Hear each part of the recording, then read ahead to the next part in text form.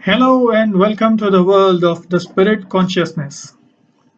This is the continuation of the book study session The Etheric Double by Arthur Powell.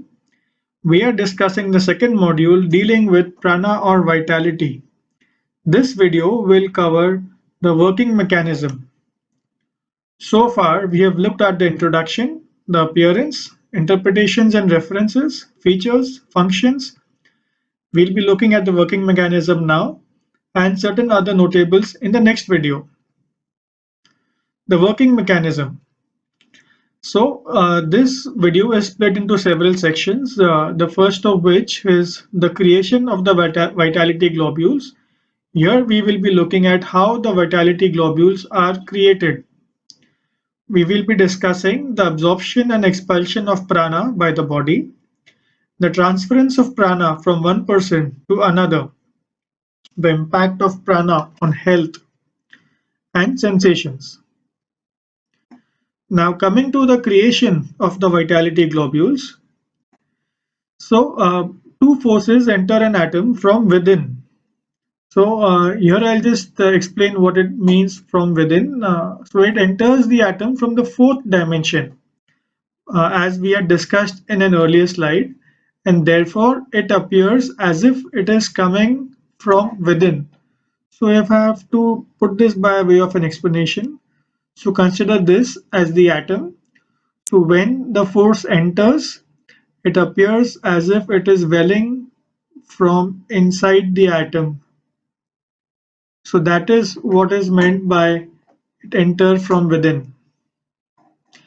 So the two forces which enter are the will force of the logos, which helps keep the atom structured. So this is emitted from the third aspect of the solar deity. The second force is the pranic force, which is emitted from the second aspect of the solar deity. The prana enters some atoms floating in the Earth's atmosphere and makes them glow. And as soon as the pranic force enters these atoms gain a six-fold power of attraction and hence spontaneously attract six more atoms, which leads to formation of vitality globules. So these group of atoms, the six additional atoms, gets arranged into a definite form. This form is called the hyper-meta-proto-element in occult chemistry. So basically it is a combination of matter on the subatomic plane.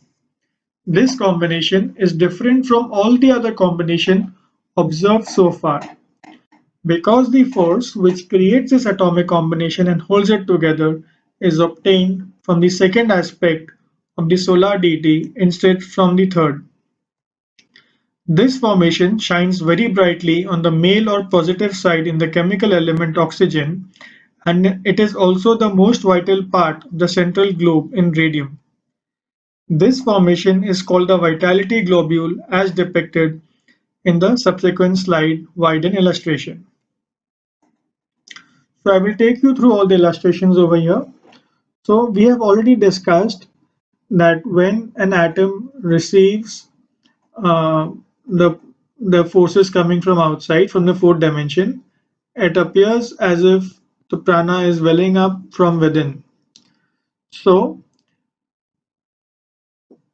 what we have is, this is the atom, you have the will force that comes in, and then you have the prana from the sun that comes in from the fourth dimension, in appearance as if you will see that the forces are welling up from within the atom. Now once this happens, what happens is that this atom gains a six-fold power of attraction,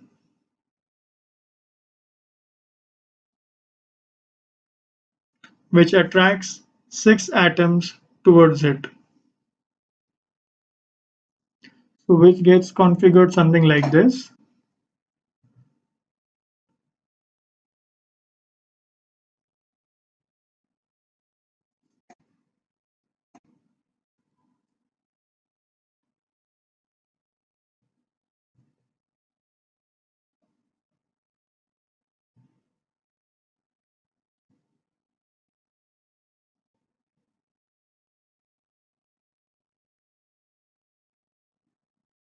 Yeah.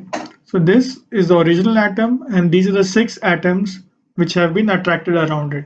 So this is how the vitality globule is formed.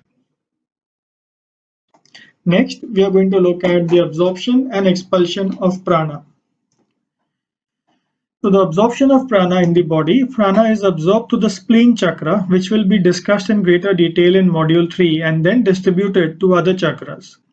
Once the prana charged atoms are dispersed to the required chakrams, the prana is removed from those atoms. These rose-colored prana moves through the nervous system, becoming paler as the prana in them starts depleting. The prana gives life to the etheric body and through that to the dense body. Prana is then expelled from the body.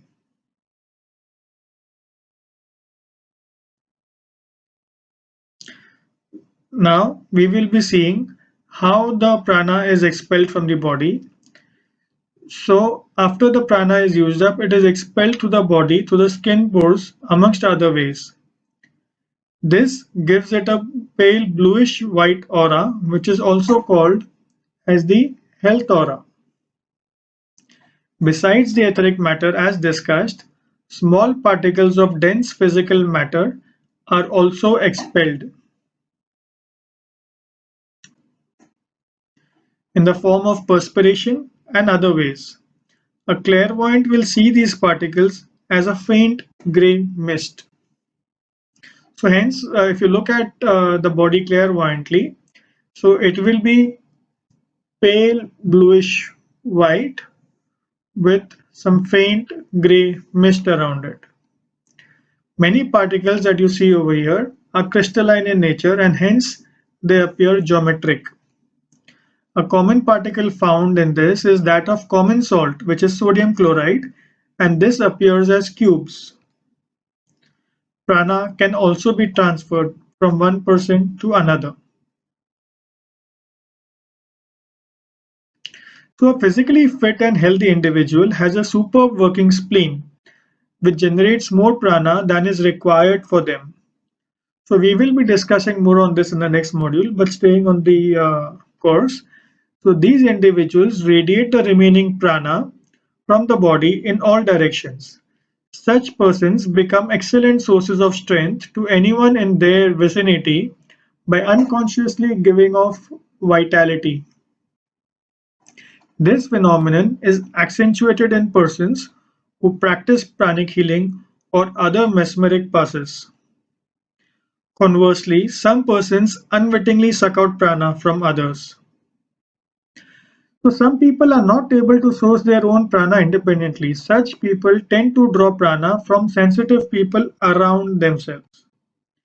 This happens frequently and unwittingly by the person who himself is not strong and therefore have this vampire-like ability. The physical elemental in them draws the prana from the surrounding persons. This obviously has repercussions on the victim. So while the prana drawing person is benefited only in the near term, but it causes injury to the person from whom the prana is drawn. The victim feels tired and drained out, and this can happen in a lot more serious form in spiritual seances. So plants and trees also rich sources of prana. So people who normally feel depleted would find themselves energized when they're around plants and trees. So plants and trees also absorb vitality but use only a small part of it. So many trees extract the same atoms as do the higher parts of man's etheric body. It however expels the rose-colored prana as it is not required by them. Hence, sitting under such trees or being around them helps people who are depleted in prana. Pine, oak, and eucalyptus are examples of trees which emit a lot of rose-colored prana. Prana has an important bearing on health. So the health of an individual is largely a function of the amount of prana being distributed through his system. So the implications of prana on physical vitality, and the treatment is of significant importance, and this is dealt with in greater detail in other modules. Further, the etheric particles being thrown out of the body is also critical in maintaining good health. So what happens is that in a healthy person, the used up particles are thrown out in straight line from the pores. So let me just illustrate this with a drawing. So consider this as the person. So the prana is being expelled out in straight lines from the pores like this. So these lines are may be referred to as the health lines. These lines may be referred to as the health lines. These health lines therefore gives the aura a striated effect in terms of lot of lines coming out from here. So the aura appears striated. So when these health lines are firm and straight, a person seems to remain healthy because the germs and negative energies are repelled by the forces of prana leaving the body. However, when there are symptoms like extreme tiredness, weaknesses, bruises, melancholy feelings, etc., large amounts of prana is needed to help in the healing process. This depletes the existing amount of prana being radiated out of the body. Health lines may thus droop or become crisscross. So let me just put this again in a diagram. So this being the person. Uh, so we have already seen an image where the health lines were good. So here we'll show weak health lines. So let's suppose these become the health lines, or it goes like this. They have gone crisscross or they are drooping. So this weakens the defense. So if you have some negative energies coming like this, so in the earlier slide when we saw the health lines were strong and firm, external attacks would get easily repelled. But here, because the health lines are drooping, it weakens the defense and the negative energies coming in can pretty much come in. So thus having a healthy aura is important to maintain in good health. So according to the science of breath translated by Rama Prasad, the length of the aura from the body to the fringes of the prana halo varies depending on the activity. So inhaling, at the point of inhaling, your width of the aura would be 10 finger breaths. So finger breaths is an old Indian way of measurement. Exhaling 12, eating 18, speaking 18, walking 24, running 42, cohabitation 65, sleeping 100. The length is said to reduce as an individual gets rid of desires and attains the 8 siddhis. So finally coming to the working mechanism of sensations.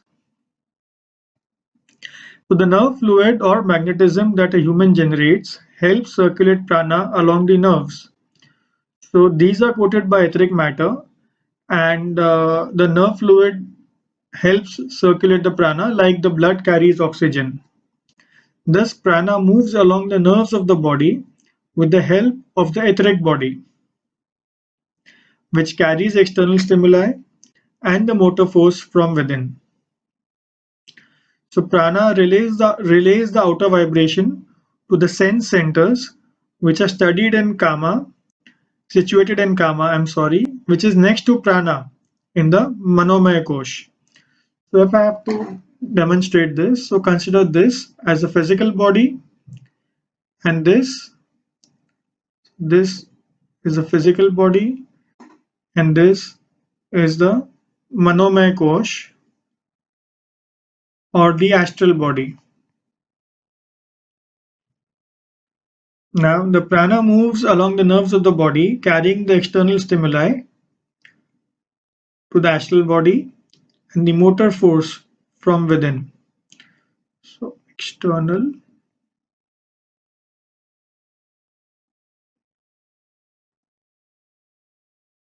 stimuli,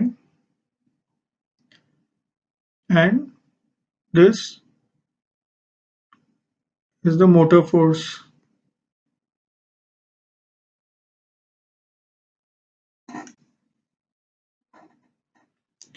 So we have already seen that prana gives rise to sensations of pain and pleasure, and that the physical body itself is incapable of feeling. Now this is important. The physical body itself is incapable of feeling. So prana relays the specific physical sensations to the kama next to the prana in the manomaya kosh. So there are 2 points over here.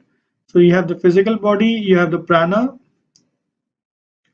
physical body, the prana, and the manomaya kosh. So what they are saying is the physical body itself cannot feel pain, and specific sensations are transmitted via prana. So by specific sensations, it will be heat, cold, softness, silkiness, so many sensations that you can have, pain, a pin pricking the skin, so on and so forth. Now the specific sensations are different from the vague sensations which the cell can convey. So hence it is the prana which grants the sense activity to the physical organs. So we have seen that the astral body is a recipient of sensations, and the role of prana in developing the astral body is covered in the part B of this module. Prana also helps the practitioner develop and deploy shields, which we will see in the next part of this video. Other notable